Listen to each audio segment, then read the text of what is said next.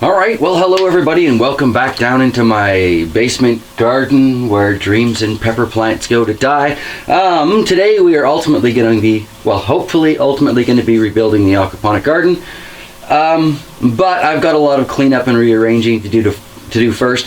Hopefully the mic setup has worked. I've got something kind of strange going on here, but yeah, again, I'm using the mic from the previous camera with the new camera and hoping to give you guys something of a quality sound as we go through this, I don't know, kerfuffle. Yeah, not much to say really. I guess we'll start by showing you what's left of the old aquaponic garden, a brief discussion of why I'm tearing it down, moving it, things of that nature, and then we'll get into rebuilding it, possibly with a montage of the cleanup along the way. Alright, hopefully you enjoy. Let's get started. Alright, switching from tripod to handheld here, so awkward as you can get. Hopefully the mic is working. Here is what remains of the aquaponic garden that I threw up really quickly from the Eurogrower hydroponic garden. Oh, my words just aren't working today.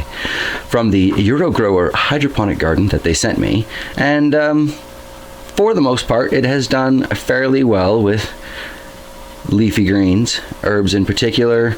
I haven't tried too much lettuce or chard in this yet, but we're going to be doing that in the new setup. Taking a look at it, you can see it's kind of based on your Dutch bucket system, which I am fascinated by, but I haven't had particularly good results with.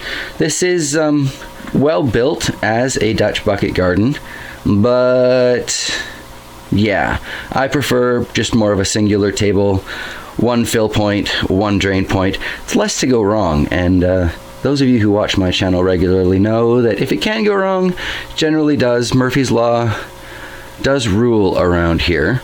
So along today's adventure, I'm going to have to transplant some very large rooted plants. This mint has been here for quite some time, and even though it's only under a single 17-watt household LED, it seems to be doing all right. We've got a little bit of stretch here because it's not a very intense light, but the greens are looking pretty decent. I mean, this parsley's a little pale, but the fish were outside in the pond and not really fertilizing this either, so there's probably lower amounts of nitrogen and such in here than would normally be. So yes, at least we have some parsley, a couple of different types of sage, and some mint to restart the garden with. I have brought most of the fish in because, as I mentioned previously, oh, I guess we're going to need some light down there, eh? Yes, so as I mentioned previously, we have already had our first snowfall, and these are the ones that were in the pond and in the 55-gallon barrel. They all seem to have survived the summer just fine. I never did find any floaters. May need to pause this at some point and count, but I'll probably count as I transfer them because there's no way I can move this as full as it is. Still have 3 more of the particularly larger ones out in the IBC tote, but they didn't want to come up when I was out there with the net and it was snowing pretty fierce, so kind of ran out of time. Snow never did stick around, but anyway, there's a look at our fish for now, and need to get working if I'm going to get it done. Alright, so this is where we get to the fun bit, because I've got to move all of this, because this is the nice central location that is available down here in the basement. And with the rodent problems I had over the course of last winter, I absolutely want to get things away from the wall. So yeah, this is pretty much the only spot I've got. Just behind me, I've got the sump tank well, or the sump pump well. Apparently this place has flooded in the past. Luckily we haven't experienced that, or else I wouldn't be doing this down here, would I? But anyway, yeah, so can't put it back there because I don't want to cover that up, and or I don't want to step into it by accident when I'm paying attention to something else. So, got to move all of this around. Gonna have to raise the light. Got some new bulbs for that other fluorescent light, so we're gonna put that up over this as well. And yeah, you may now catch a montage of me going through bits and pieces of that. You may not. We'll see how this actually works out when I go to edit it. All right.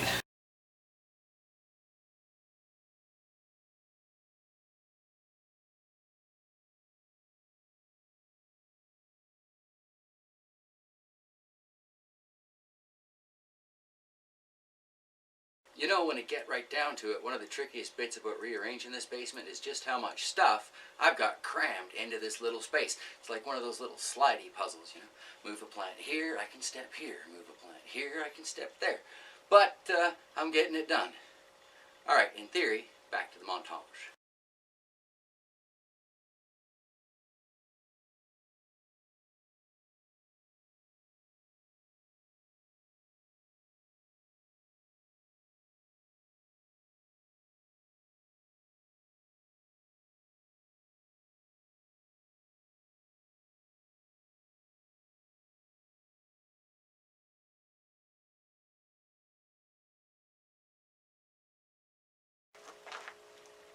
Never moved that before. Not sure I should have moved it now. Maybe next time Fuzzy's around you can help me get this thing out of here, because yeah, pretty sure I don't need those potatoes. It's been 4 years, never really looked in this. Not really sure why. And oh my, Bumblebee. Come on buddy, drop a little further into the camera. Come on, I know you want to. Oh, trust me, he's there. Not sure how it got to be down here in the basement, but alright. Rock on, little Bumblebee. Do your thing, buddy. Alright, apparently we had a bit of technical difficulty with the mic there. Hopefully that wasn't for too long, and hopefully you can hear me now. Alright, time to get back to cleaning stuff up, though. Do feel like I'm making some progress, though.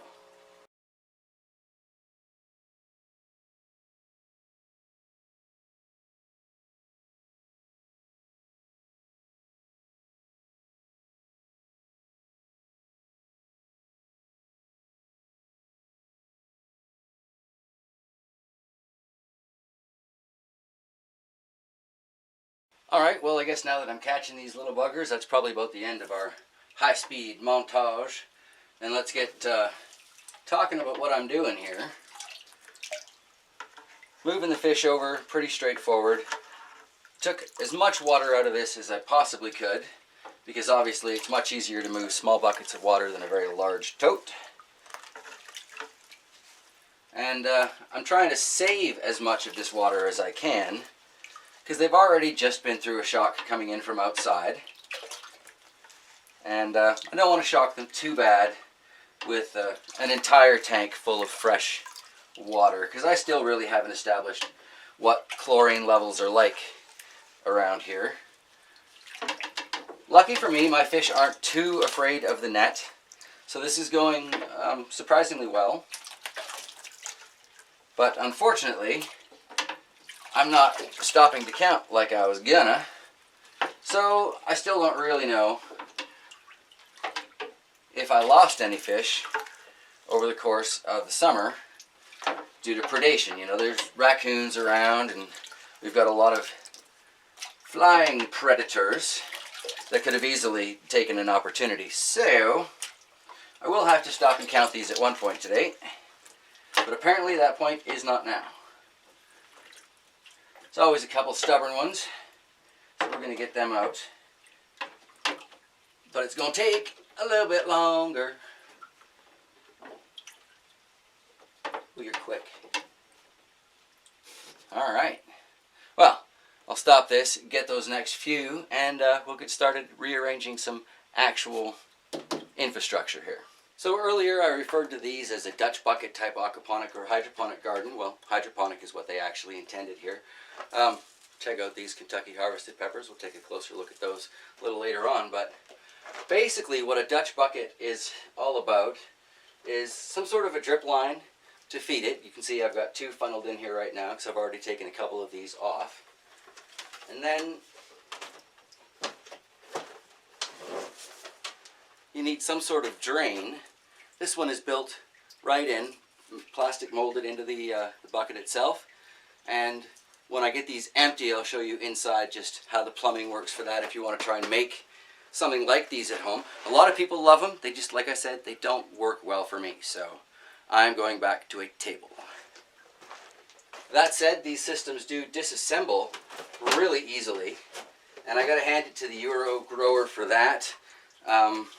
Yeah, if you need to move it, It's a bit of a pain, but less if you're just doing hydroponics, but still pretty easy. Like, pick it up, move it, put it back together, you're good to go. Actually, here is one that's already empty, so I'll show you a couple of things. You can see the internal, there we go, you can see the internal plumbing, just kind of a elbow. This was up, goes down, comes through, plugs right in there. Really easy to assemble. But I found, and we'll take this one off, that these also block fairly easily. You can see I've got root hairs in this one. Quite plugged. So that's a bit of a pain in the tukish when you're trying to grow things long term. Now if you're going to take it apart, clean it, bleach everything every once in a while, no big deal. But if you're running a year-long aquaponic garden, well, that can be somewhat problematic. Easy to deal with, but, you know, a minor annoyance all the same. Good opportunity to show you the drain setup here on this garden as well, in case you're thinking about sort of DIYing one of these on your own. This is our, from the pump, our water input. All of our little drip lines here. So these larger white pipes are what those drains just nestle into. Sits in here, overflows through a nice little tube straight down into the tank below. I've added some extra things because I've got this sitting on a table, but like I said, I think this is a great design, and I have nothing against it as far as pre-built hydroponic garden systems go. But I'm a DIY guy for the most part, and I have fish, not chemicals. So yes, fish do things that chemicals don't, and those things tend to block and plug little tiny drip lines. So yes, larger flow is required. But we'll get to that in a bit too. Got to finish ripping this apart, and then we can start moving it. Alright, I had said we were done with this, but this is a good opportunity to show you. This is what happens. Some of the pellets that came with it too, they really should have sent a larger size. These just go right through those little tiny pipes, and when they don't, they create quite a blockage in there.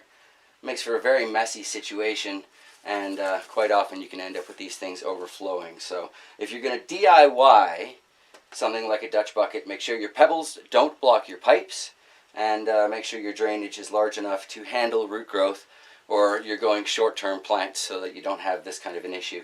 This mint has been in here for probably 6 months at least, so I'm not at all surprised to see this. However, it bit more maintenance that I won't have to deal with on the table. So here we've got where I want to put the fish tank, but this is a very old concrete floor. I'm guaranteed there's like no insulation underneath here, and it's a pretty rough surface, so I'm a little hesitant to put the fish tank straight on this. However, I do have some options that you can probably hear crinkling in the background there. And what I've decided to do is I'm going to take, I've got a lot of these insulated packages that I get from work, and I'm going to put them down underneath to sort of soften it, prevent damage from those rocks and pebbles and bumps in the concrete. And it'll give me a bit of an opportunity to level it up a little bit too, because this isn't exactly the most level surface on the planet. So, yes, I will take care of that off camera because it's crinkly and no one needs that. So this is going to be wonderful. It's got the bubble wrap, so that's going to help it soften the blow from those rocks. And being a bubble wrap thing, it's also going to provide a little bit of insulation between the ground and the fish tank. So hopefully I won't be leaching out too much, if any, really, heat down there, because there are many, many layers of it. Feels like a bit of a waste, but we get 3 of these envelopes every week at work, so good to go. Gotten most of the water out of this fish tank, so it's easy enough to move now. And there's just enough water in there that I can kind of check how level it is and how far I need to go with stacking up my wrapping. So I'll get back to you all in just a few moments. Well, not really a perfectionist on this channel, but I'm going to call that good enough. Pretty darn close to level. So, time to start putting some of this old water back in, because we want to keep the pH level fairly consistent. I'll do the rest of this off camera. It's another less than fun sound, and apparently it makes many of my viewers have to go to the bathroom for some reason. Okay, so I've topped this up, and it's now about half and half. with previous pond water, which is why I've got to clean out some debris here, and fresh from the tap water, it occurs to me that I was smelling no chlorine, and I believe I read something about we have reverse osmosis here in town. So hopefully, you know, won't be too much of a shock for the fish to get dumped into this. So there was definitely a lot of nasty stuff that came with them from the pond. I don't think it really makes that much of a difference to leave it in there, but I thought it would be nice to clean the water up just a little bit as we're reestablishing things here, because that will undoubtedly be a different temperature from what they're currently in. I'm going to try and just rest this bucket in here and let the temperatures kind of get closer to each other before I let the fish back out. So many shocks to their system lately, so I imagine they appreciate a bit of a buffer on that one. So I'm guessing for this location I'm going to have to move those lights, but that's not a big deal really. Get this table frame set up back over our fish tank here.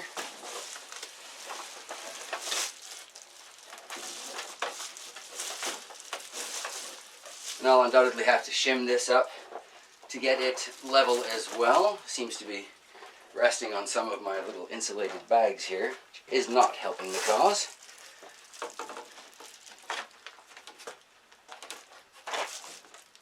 Seems suspiciously stable.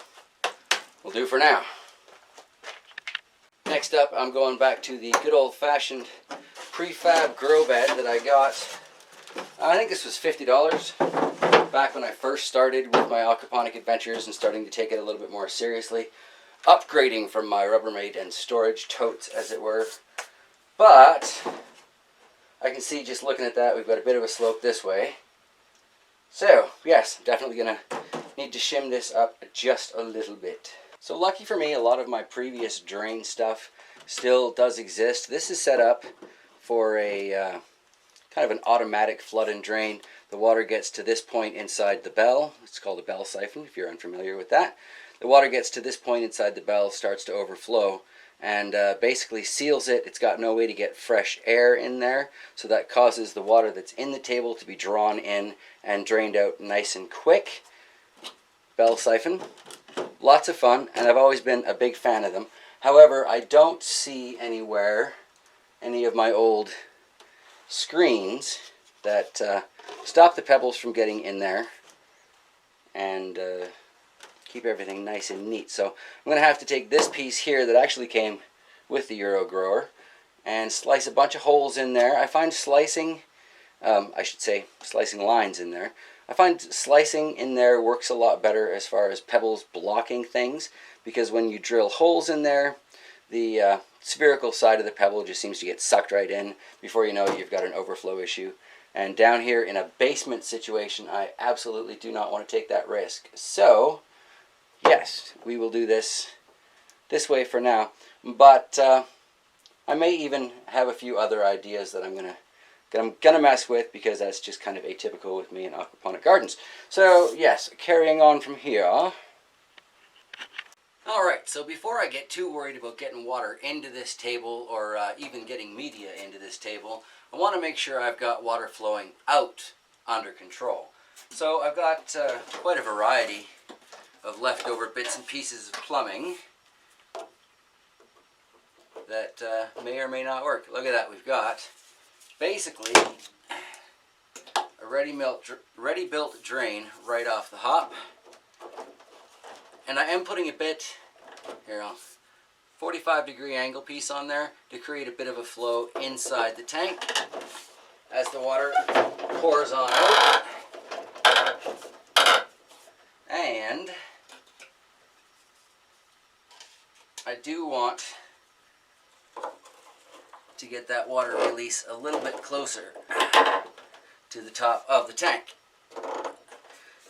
So I'll show you a closer look at that, well, now.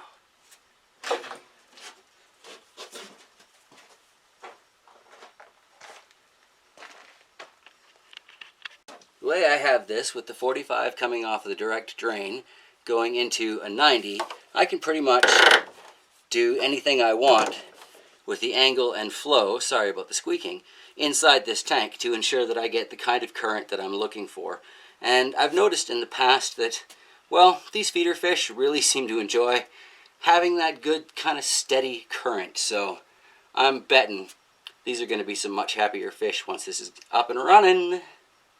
Very exciting, really. So now we have the glorious task of putting our growing media here into the aquaponic bed, most of which I will spare you because it's loud and annoying, but as you can see, I need to go through this, pull out, well, it looks like mostly dead mint leaves, really. Man, oh man, did those mints get overgrown. It's going to be so much easier to deal with root systems in this flat, single bed. Anyway, I'll spare you most of the cleaning and processing while we find out, well, just how deep I can go here. So I found one of my old drain stands, and this one I was hoping would fit into this table. Unfortunately, the pipe receiver there, the pipe fitting is one size smaller than this, so what I'm going to have to do is I'm going to have to take the pipe that was in there out. I'm going to cut it up like hopefully you can see I've done in between the holes here. This is a basic hacksaw job, nothing absolutely fantastic or anything, but that will allow it to drain, because if you look at some of these tiny pebbles, and we'll take, you know, the hole, it gets stuck right on that hole and there's no way the water can get through, and it happens surprisingly quickly when you've got these little tiny pellets. So if you're setting up your first aquaponic garden ever, and it is somewhere they will never freeze, I've got another video on that particular topic, get the clay pellets that are, you know, I'm going to say 3/4 of an inch on average size, as compared to these other ones that are down to, you know, maybe 1/3 of an inch. They're really, some of them are even smaller than that, 1/4 of an inch. They're really tiny. Do yourself a favor, get the larger ones, and yeah, you'll thank me for that later. So I'm going to have to modify the drain pipe to look more like this before I can carry on too much further.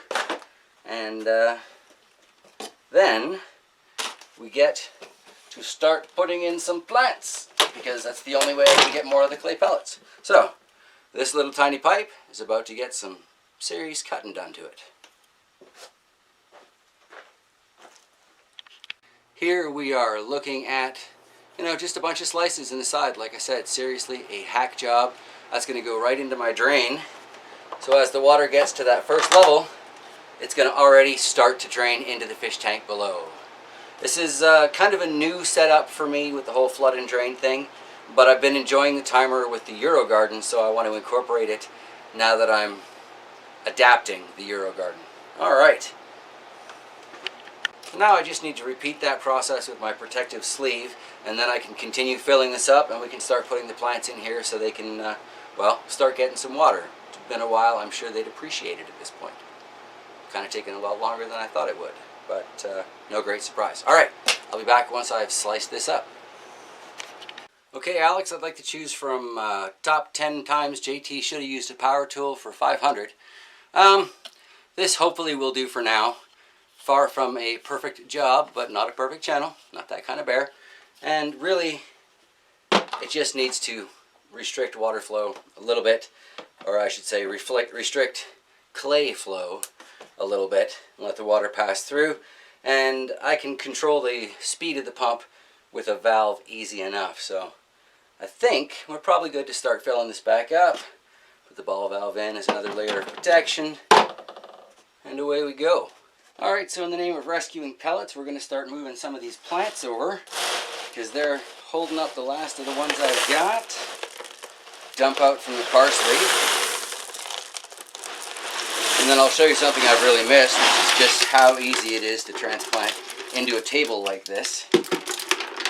That is nasty. Put that off to the side and hopefully not smell it too much while we're continuing on down here. Now, we can see this parsley has some really nice root structure. It's holding on to those pellets really well, so I don't want to mess with that too bad. I'm just going to grab these roots, shove all the way down to the bottom of my table, because they'll spread out. I'm not too worried about it. backfill with clay pellets, and it looks like it's always been there. I love aquaponic gardening. Alright, so I've got 2 sages and probably a mint. We'll see, I don't know. Well, yeah, gotta get on it. Well, I wasn't going to do too many more clips of this. I think this is worth noting. This is what the standard sage looked like when I pulled it out of the Dutch bucket. You can see the roots have created some very solid building in here. Very firm foundation, nice and easy to transplant. But as you can imagine, that little tiny drain was very, very plugged on this one. So I'm glad I moved it before it flooded.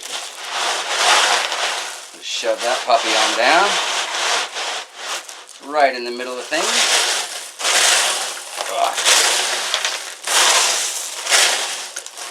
It's a little loud, but it sure is easier than moving soil. Barrel that back in.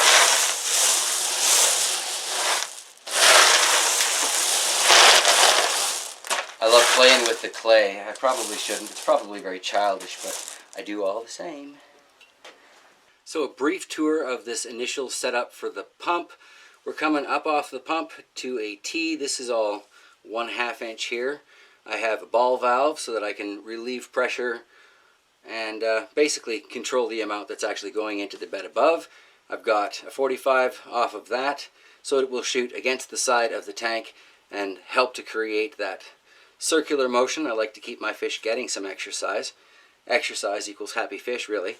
But with this ball valve, it actually becomes quite easy to control the flow into the garden bed above. I'll show you that in a second. But at this corner here, we switch from 1/2 inch to 3/4 inch because it's easier to get larger amounts of water up a thicker pipe. Don't know why, but I've heard that in several places. So I figure this is a good opportunity to, well, give it a test, really. Looking from the end here, you can see I still need to attach it, maybe a little bit of a pipe clamp or something there, just to stabilize it a little bit. But we're coming up on a bit of an angle, again, to make it a little bit easier on the pump. And then I've just got an open end on another 45 here, pours straight into the clay. So the first time you start a bed, you really, really need to watch it. And since I am using this new strange sort of everflow overflow system with a timer on the pump, I am definitely going to need to watch it for at least a few cycles. But I think we're safe to plug the pump in and get it going. So I do have the bell siphon on that overflow, just in case it gets going a bit too fast right off the hop here. Oh, I'm going to want to close the ball valve down here. Oh, see, that's what I mean. I want to strap that in. Just a bit of stability. Should be nice and easy. Anyway, close the ball valve at the bottom there, so we can see what this pump does with full pressure on this setup. 3, 2, 1, plugging it in. And that looks like we've got some decent flow coming out of there. Not bad, because this is a filtered pump right off the base, and this is the one that came with the garden. So good on you, General Hydroponics, for that. Apparently a decent little pump. I've always been kind of curious to see how it would do in a bed situation, and since I don't have a settlement tank on this yet, future project video there, I guess, we're going to keep with this filtered pump, and yeah, eventually we'll go back to the Laguna that works so well. But I need to be watching the other end of this setup, and here we can see in the time that it's taken me just to move the camera, I've already got a flooding situation going on in here, so that means down to the ball valve to slow down that water. Alright, an interesting sort of side note, and then I should probably wrap it up for the day. While I was standing here watching these things and basically trying to figure out if that remaining mint is the last 1/2 inch or so of pellets that I need, the bell siphon actually triggered to drain all of this, which is really exciting because you don't really want to flood the roots of the vast majority of plants that end up in aquaponic gardens. So if it does start to get a little bit too deep in here, I have yet another safety measure, and even though it's a trickle and drain sort of setup, it's still gonna end up actually draining if it starts to overflow. So that is really exciting to know that I'll get that rapid drain if I need it. Excellent. Right now it's just running on a basic trickle. It's getting to the top of its standpipe, which I guess I could have cut half an inch shorter as well, and overflowing, but I'll use the bell here. You probably hear the moment it kicks in. Hear that change? That is the sound of suction and physics and gravity all working in your favor in your aquaponic garden. So yes, I am quite pleased to know that that will work for me, and I definitely need to wrap it up here because my battery is dying and it's probably getting late. Alright everybody, well I hope you've enjoyed this sort of come along with me while I rebuild my aquaponic garden down in the basement video. I know I am certainly a lot happier with how things look, and a little bit of fine tuning from now. I think I'm going to be really excited about this basement aquaponic herb garden. We've already got 2 different types of sage in here. We've already got some parsley in here. To me, that is a darn good start for a winter garden in Manitoba. So yeah, stick around if you want to see what I do with my aquaponic garden, basement garden, upstairs pepper den, that whole kit and caboodle, and of course what every YouTuber is supposed to say. Don't forget to like, subscribe. Hey, go ahead and share this on some social media. Who knows, I might get noticed by somebody who's actually interested in this, and you could have helped a friend. You never know. Okay, yeah, I am babbling at this point. I need some tea, some dinner, and to go edit this. Thank you all for sticking around if you have, and I hope you have a fantastic week ahead. I'll see you next time upstairs in the bear's den.